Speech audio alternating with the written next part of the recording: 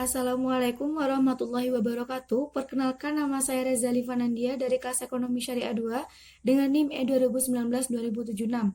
Saya di sini akan menjelaskan kembali atau mereview materi yang telah dijelaskan oleh Bapak Abdul Wadud Nafis tentang ekonomi terbuka dalam perspektif ekonomi Islam. Pertama, saya akan menjelaskan terlebih dahulu pengertian ekonomi terbuka atau ekonomi 4 sektor. Perekonomian terbuka ialah perekonomian suatu negara yang terlibat luas dalam perdagangan antar negara.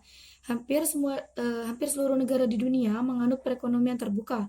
Dengan ikut dalam perdagangan internasional dapat memacu ekonomi nasional karena akan memperluas pasar dan meningkatkan daya saing produksi dalam negeri.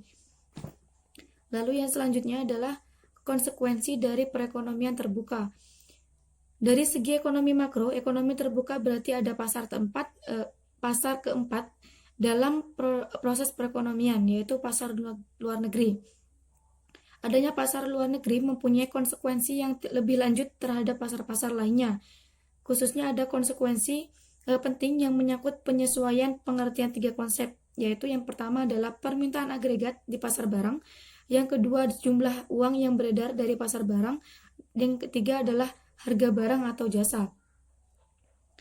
Lalu yang selanjutnya komponen pengeluaran agregat. Yang pertama adalah konsumsi rumah tangga atas barang-barang yang dihasilkan atau CDN, dan yang kedua adalah investasi perusahaan atau I. Yang ketiga adalah pengeluaran pemerintah atas barang dan jasa yang diperoleh dalam negeri atau G. Ekspor atau X, impor atau M. Sehingga AE sama dengan CDN plus I plus G plus kali X min M.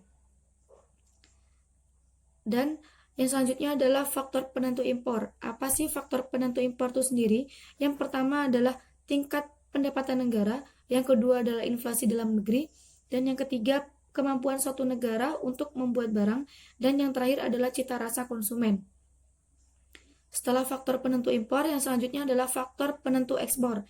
Yang pertama adalah apabila barang tersebut diperlukan negara lain dan mereka tidak dapat memproduksi barang tersebut atau produksinya tidak dapat memenuhi keperluan dalam negeri. Yang kedua adalah mutu barang. Yang ketiga adalah cita rasa masyarakat luar negeri terhadap barang yang diekspor. Dan yang keempat adalah kemajuan teknologi dan ekonomi negara. Lalu yang selanjutnya adalah keimbangan perekonomian terbuka. Penawaran dan pengeluaran agregat. Penawaran agregat atau AS terdiri atas barang yang diproduksi di dalam negeri yang meliputi pendapatan nasional atau Y, serta barang yang diimpor dari luar negeri. Persamaannya adalah AS sama dengan Y plus M. Penawaran agregat atau AE meliputi 5 komponen, yaitu pengeluaran rumah tangga atas barang yang diproduksi dalam negeri atau CDN, investasi swasta atau I, pengeluaran pemerintah atau G, ekspor atau X, dan pengeluaran ke atas impor atau M, di mana persamaannya adalah AE sama dengan CDN plus I plus G plus X plus M. Pengeluaran rumah tangga terdiri dari pengeluaran dalam negeri atau CDN dan pengeluaran atas barang-barang impor. Persamaannya adalah C sama dengan CDN plus M. Lalu selanjutnya adalah sehingga persamaan di atas, AE dapat disederhanakan menjadi AE sama dengan C plus I plus G plus X. Dengan demikian, keseimbangan perekonomian terbuka terjadi apabila Y plus M sama dengan C plus I plus G plus X. Y sama dengan C plus I plus G plus X min M. Selanjutnya adalah suntikan dan bocoran. Keseimbangan dicapai ketika I plus G plus X sama dengan S plus T plus M. Pendapatan disposable merupakan sisa pendapatan nasional dikurangi dengan pajak-pajak, di mana YD sama dengan Y min pajak perusahaan min pajak individu, atau YD sama dengan Y min T.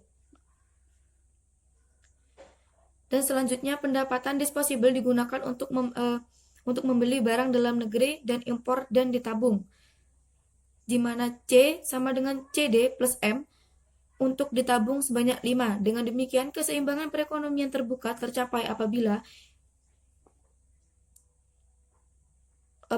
untuk ditabung sebanyak S. Dengan demikian, keseimbangan perekonomian terbuka tercapai apabila Y min T sama dengan C plus S, atau Y sama dengan C plus S plus T. di mana C merupakan pengeluaran rumah tangga membeli barang dalam negeri dan impor, sehingga Y sama dengan C plus I plus G plus X min M. Dengan demikian, pendapatan nasional perekonomian terbuka mencapai keseimbangan pendapatan nasional, berlaku persamaan C plus I plus G plus dalam kurung X min M sama dengan C plus S plus T. Lalu, perekonomian terbuka pada sistem ekonomi Islam. Menurut Manan, 1997-228, prinsip dasar yang telah ditetapkan Islam mengenai perdagangan dan niaga adalah tolak ukur dan kejujuran, kepercayaan dan ketulusan. Sejarah telah membuktikan bahwa Islam telah menganjurkan perdagangan internasional. Mungkin cukup sekian yang dapat saya jelaskan. Kurang lebihnya mohon maaf. Wassalamualaikum warahmatullahi wabarakatuh.